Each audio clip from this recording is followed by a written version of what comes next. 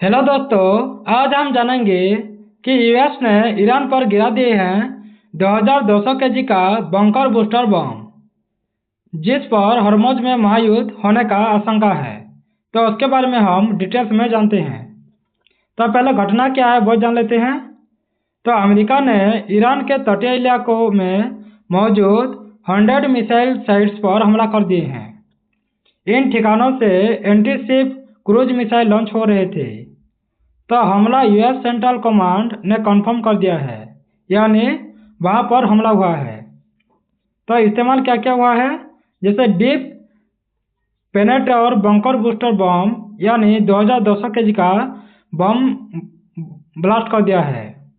तो ये हमला सीधे तौर पर हॉर्मुज स्ट्रेट खोलने के मिशन का हिस्सा है। यानी अमेरिका चाहता है कि हॉर्मुज स्ट्रेट खोलना चाहिए, लेकिन ईरान ने नहीं खोल रहा है, इसीलिए बंकर बूस्टर बम गिरा दिया है। तो स्टेट ऑफ हॉर्मुज क्यों इतना महत्वपूर्ण है वो भी जान लेते हैं।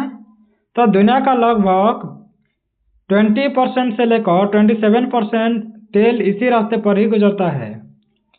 जैसे मिडिल ईस्ट में एशिया, यूरोप, यूएस तक एनर्जी सप्लाई होता है।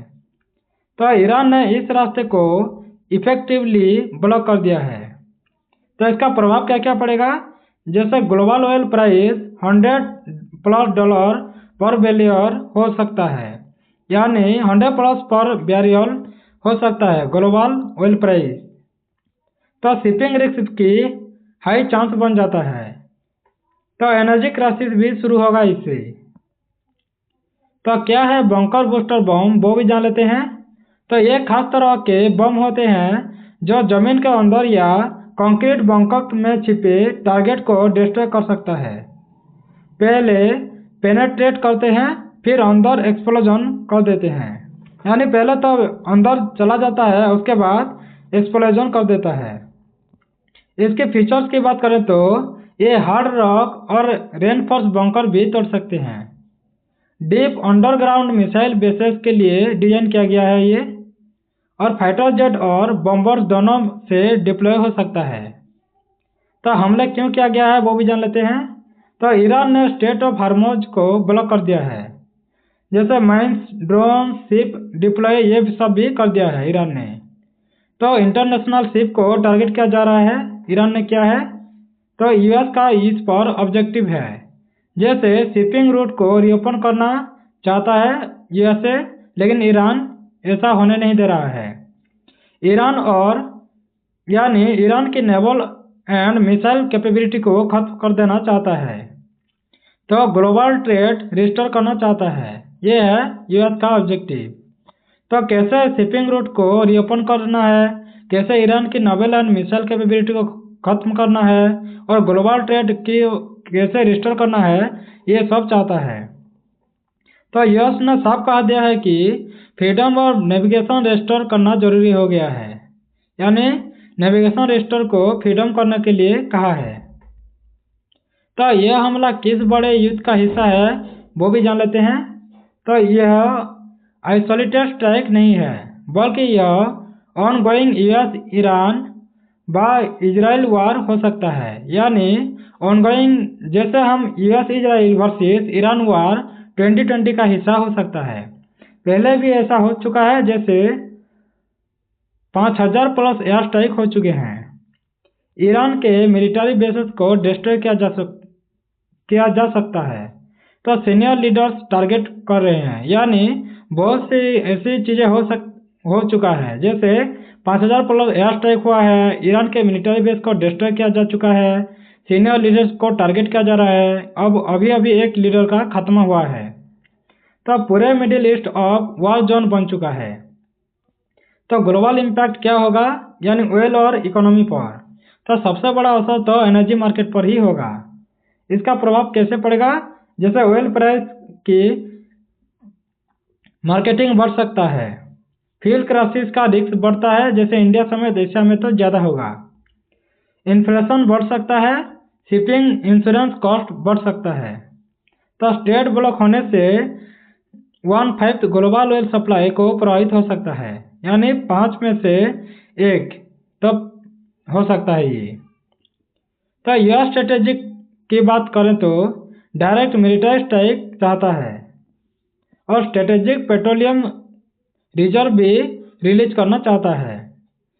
एलाइज को इन्वॉल्व करने की कोशिश भी कर रहा है, लेकिन नाटो कंट्री जैसे फ्रांस, यूके इन्होंने सपोर्ट देने से मना कर दिया है। तो यूएस लार्जली अकेला पड़ गया है, यानी वो खुद ही अकेला लड़ रहा है इजराइल के साथ। तो ईरान का रिस्पॉन्स क्या आया है वो भी जान लेते हैं। जैसे मिसाइल और ड्रोन अटैक जारी रहा है, गल्फ देश जैसे यूएई, सऊदी, कतर को टारगेट किया जा रहा है। ईरान ये सब कर रहा है और इजराइल पर भी हमला कर रहा है। तो स्ट्रेटेजी की बात करें तो स्ट्रेट ब्लॉक करके ग्लोबल प्रेशर क्रिएट करना चाहता है ईरान। प्रॉक्सी ग्रुप जैसे हिजबुल्ला ये सब को लगा रहा है, यानी हमला कर रहा है। वॉर अब मल्टी फ्रंट बन चुका है। तो क्या वर्ल्ड वॉर का खतरा है? तो अभी तो वर्ल्ड वॉर ऑफिशियली नहीं है, लेकिन खतरे बढ़ रहा है। जैसे रिस्क फैक्टर क्या क्या हो सकते हैं, जैसे ऑयल क्राइसिस बढ़ रहा है, इससे ग्लोबल को इनस्टेबिलिटी मिल सकता है। तो NATO versus Iran indirectly tension बढ़ चुका है। इजराइल को इन्वॉल्वमेंट किया जा रहा है और चाइना और रूसिया स्टैंड को अनक्लियर हैं, यानी चाइना रूसिया क्या कर रहे हैं उनको नहीं पता है। तो ग्राउंड रियलिटी भी जान लेते हैं, करंट सिचुएशन क्या है अभी। तो स्टेट पार्टिकुलरली ब्लॉक हो गया है, कुछ शिप स्टिल क्रॉस कर रहे हैं जैसे रिस्क के साथ। तो डार्क शिपिंग की बात करें तो इलीगल रूट बढ़ रहा है। तो डाटा की बात करें तो 90 शिप्स ने पैसेज किया वॉर के दौरान, यानी जैसे जैसे वॉर बढ़ रहा है तो अब तक क्या हो रहा है 90 शिप्स ही गुजर चुका है। तो फ्यूचर सेंसरी क्या हो सकता है, हम इस पर 3 तरह के देख सकते हैं। पहले तो या तो यूएस सक्सेस हो सकता है, जैसे स्टेट को रीओपन कर सकता है, ईरान मिलिट्री को प्रभावित कर सकता है, यानी वीक कर सकता है। तो दूसरी बात क्या हो सकता है, जैसे एस्केलेशन हो सकता है, यानी फुल रीजनल वॉर हो सकता है, या ऑयल सप्लाई कोलैप्स भी कर सकता है। और 3 नंबर बात क्या हो सकता है, जैसे नेगोशिएशन हो सकता है, जैसे सीजफायर प्लस सैंक्शन डील भी हो सकता है। तो ये 3 तरीका है आगे के बारे में, यानी फ्यूचर में क्या हो सकता है। तो फाइनल एनालिसिस क्या हो सकता है, यानी यह सिर्फ एक एयर स्ट्राइक नहीं होगा, यह ग्लोबल पावर स्ट्रगल भी है। तो कोर मुद्दे क्या क्या होंगे, जैसे एनर्जी कंट्रोल करना होगा, मिडिल ईस्ट की डोमिनेंस को खत्म करना होगा, मिलिट्री डिटरेंस भी अपनाना होगा। तो सबसे बड़ा खतरा तो यही है कि ग्लोबल इकोनॉमी को शॉक मिलेगा, प्लस वाइडर वॉर भी हो सकता है। तो कंक्लूजन क्या होगा, तो अमेरिका ने पावरफुल बंकर बूस्टर बम से ईरान के मिसाइल बेस डिस्ट्रॉय करने की कोशिश भी की है, और असली लड़ाई है कि हॉर्मुज को कौन कंट्रोल करेगा। तो थैंक्स फॉर वाचिंग। अगर ऐसे वीडियो आपको अच्छा लगता है तो सब्सक्राइब कर दें, लाइक कर दें, शेयर कर दें, और आपको कैसा लगता है कमेंट बॉक्स में ज़रूर कमेंट कर दें।